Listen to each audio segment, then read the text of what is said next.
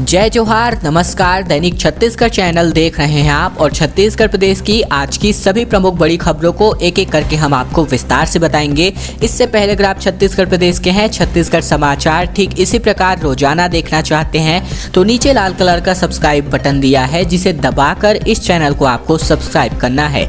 सबसे पहले बड़ी खबर से शुरुआत करें। छत्तीसगढ़ में बोर्ड परीक्षा का आयोजन इस बार परीक्षा केंद्रों में होने वाला है। शेड्यूल यानी कि समय सारणी इसी सप्ताह जारी होने वाली है।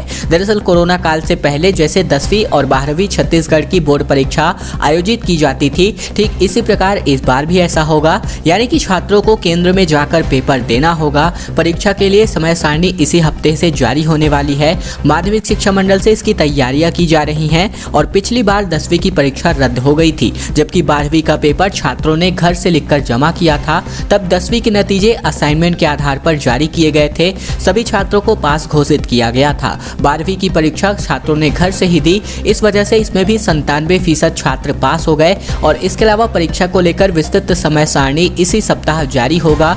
मार्च के पहले सप्ताह से पेपर शुरू होने वाला है। इसके अलावा यहाँ पर यह भी बात आ रही है कि अगस्त में स्कूल खुल गए, 100% उपस्थिति के साथ छात्रों को बुलाया जा रहा है और इसलिए परीक्षा भी ऑफलाइन आयोजित करने की तैयारी की जा रही है। हालांकि अगले कुछ दिनों में कोरोना को लेकर क्या स्थितियां रहेंगी, इस पर भी परीक्षा का आयोजन निर्भर करता है। माध्यमिक शिक्षा मंडल के अफसरों का कहना है कि बोर्ड एग्जाम ऑफलाइन तरीके से आयोजित किया जाएगा। इसकी जानकारी स्कूलों को पहले से ही दी जा रही है।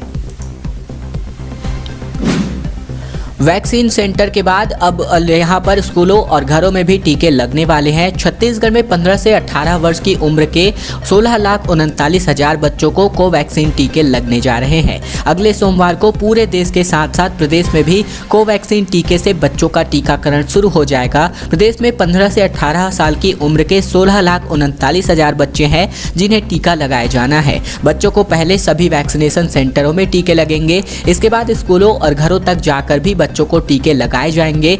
बच्चों के टीकाकरण के लिए फिलहाल आधार कार्ड, स्कूल आईडी और फैमिली राशन कार्ड दिखाना होगा।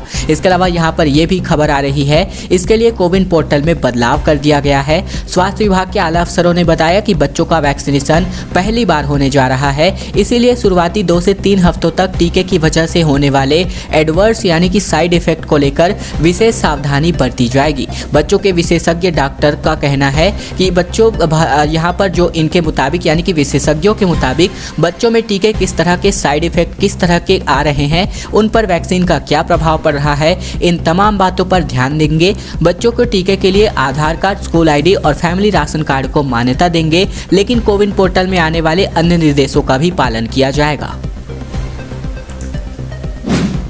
अंधेरा कायम है क्योंकि बत्ती गुल है। नगरीय निकायों ने 345 करोड़ रुपए बिजली बिल नहीं पटाए तो यहां पर कंपनियों ने कई शहरों के सड़कों की बिजली काट दी है। दरअसल बिजली कंपनी ने सरकारी महकमों पर वर्षों से करोड़ों रुपए के बिजली बिल बकाया की वसूली के लिए आम लोगों की सड़कों पर अंधेरा करने का नया रास्ता निकाल लिया है। पिछले एक हफ्ते के भीतर बिजली महकमे ने नगरीय निकायों और सरकारी हाउसिंग संस्थाओं से बिजली का बकाया वसूलने के लिए स्ट्रीट लाइट की बिजली काट दी है। राजधानी में सेजबहार से खिलौरा तक 3 बड़ी कॉलोनियों की सड़कें पिछले 4 दिनों से अंधेरों में डूबी हुई हैं। बिलासपुर, दुर्ग, भिलाई, रायगढ़, अंबिकापुर समेत प्रदेश के सभी प्रमुख और छोटे शहरों के किसी न किसी हिस्से में स्ट्रीट लाइट काटी जा चुकी है और लाखों लोगों की सड़कें अंधेरे में डूब गई है। लोगों के दबाव और निकायों के विरोध के बावजूद बिजली कंपनी अड़ गई है कि जब तक बकाया बिल नहीं अदा किया जाता है, स्ट्रीट लाइट की लाइन नहीं जोड़ी जाएगी। बिजली कंपनी का राज्य के नगरीय निकायों पर ही तकरीबन 345 करोड़ रुपए बकाया है।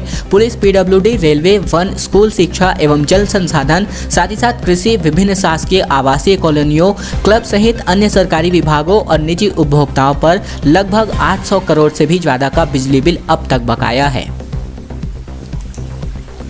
बीरगांव में 4 जनवरी को चुना जाएगा महापौर। नगर निगम के प्रथम सम्मेलन की अधिसूचना जारी हो गई है। पार्षदों की शपथ और सभापति का चुनाव भी उसी दिन होने वाला है। बीरगांव नगर निगम का नया महापौर 4 जनवरी को चुन लिया जाएगा। इससे पहले नवनिर्वाचित पार्षदों को पद की शपथ दिलाई जाएगी। रायपुर कलेक्टर ने नगर निगम के प्रथम सम्मेलन की अधिसूचना जारी कर दी है। इसके साथ ही महापौर के नाम आम सहमति बनाने की कवायद जोर पकड़ रही है। साथ ही साथ चुनाव के नए नियमों के हिसाब से महापौर का चुनाव चुनाव पार्षदों में से ही किया जाना है।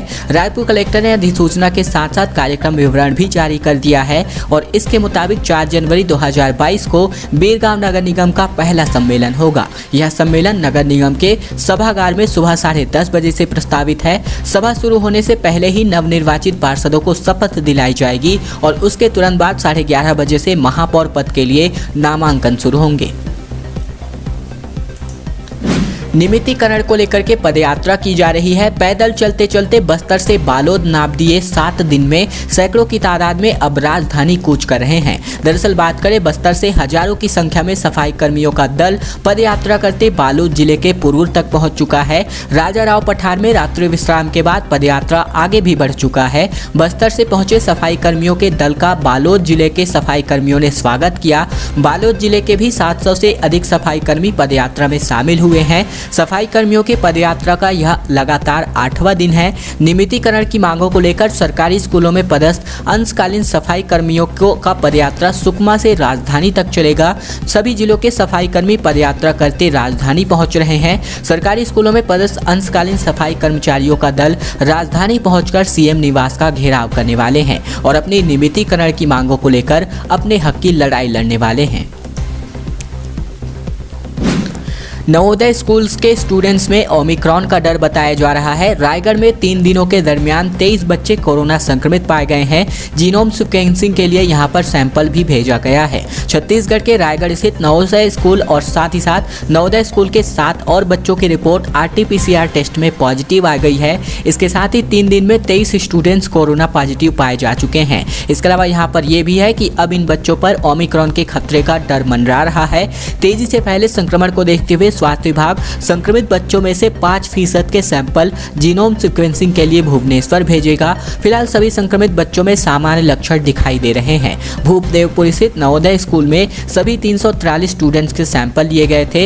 इन सभी की रिपोर्ट आ चुकी है। संक्रमित गर्ल्स और बॉयज स्टूडेंट्स को अलग अलग हॉस्टल में रखा गया है। स्वास्थ्य विभाग के अधिकारियों के मुताबिक स्टूडेंट्स को निगरानी में रखा गया है, तो वही टीचरों व अन्य स्टाफ के भी सैंपल लिए गए हैं। उनकी रिपोर्ट भी नेगेटिव आई है। हालांकि पूरे इलाके को कंटेनमेंट जोन घोषित कर दिया गया है। प्रदेश में रायगढ़ में सबसे ज्यादा एक्टिव केसेस इसी वजह से भी हैं। पीएससी की भर्ती में शासकीय सेवकों की आयु सीमा घटा दी गई है। बड़ा विवाद, क्योंकि प्रदेश के मूल निवासी को 5 वर्ष लेकिन यहां के शासकीय कर्मियों को 3 वर्ष की ही छूट मिल पा रही है। पीएससी ने 26 नवंबर को 171 पदों पर राज्य सेवा परीक्षा के लिए विज्ञापन जारी किया, जिसके आवेदन 31 दिसंबर तक ऑनलाइन भरे जाएंगे। लेकिन अंतिम तिथि आने से पहले ही आयु सीमा में छूट को लेकर बड़ा बवाल खड़ा हो गया है। पीएससी ने इन भर्तियों के मूल निवासियों को आयु सीमा में 5 वर्ष की छूट तो दे दी है, लेकिन इस छूट से शासकीय सेवकों को वंचित कर दिया गया है। पीएससी का तर्क है कि शासन की नीति के अनुसार प्रदेश के मूल निवासी होने के बावजूद शासकीय सेवकों को आयु सीमा में 3 साल की ही छूट दी जाएगी। आयु सीमा 35 वर्ष की है, अर्थात शासकीय सेवकों की अधिकतम आयु सीमा 38 वर्ष तय कर दी गई है, जबकि मूल निवासियों के लिए यह 40 वर्ष होगा और इस वजह से शासकीय सेवकों के 400 से ज्यादा आवेदन रिजेक्ट होने की सूचना और इस मुद्दे पर बवाल मच गया है। और अब एक बहुत अच्छी खबर आ रही है। गुड गवर्नेंस इंडेक्स में छत्तीसगढ़ की बड़ी छलांग आ रही है। सामाजिक कल्याण और विकास में सूबे को पहला स्थान मिला है। ग्रुप बी के राज्यों ने यहां पर बढ़त बनाई हुई है। दरअसल केंद्र सरकार ने सुशासन दिवस पर गुड गवर्नेंस इंडेक्स 2021 की सूचना जारी की है, जिसमें ग्रुप बी के राज्यों में सामाजिक कल्याण और विकास के क्षेत्र में छत्तीसगढ़ पहले स्थान पर रहा है। भारत सरकार के प्रशासनिक सुधार और लोक शिकायत विभाग की ओर से तैयार इस सूचकांक को राज्यों की शासन की कसौटी पर कसने के लिए जारी किया गया है। इस सूचकांक को तैयार करने के लिए 10 क्षेत्रों के 58 संकेतकों पर विचार किया गया है। सामाजिक कल्याण और विकास क्षेत्र के लिए निर्धारित किए गए मुख्य इंडिकेटर में जन्म दर एवं लिंगानुपात, साथ ही साथ स्वास्थ्य बीमा कवरेज, ग्रामीण रोजगार गारंटी, बेरोजगारी और सभी के लिए आवास, महिला का आर्थिक सशक्तिकरण, अनुसूचित जाति, अनुसूचित जनजाति और अन्य पिछड़ा वर्ग और अल्पसंख्यकों का सशक्तिकरण, न्याय के माध्यम से अनुसूचित जाति, जनजाति और अत्याचार निवारण अधिनियम के तहत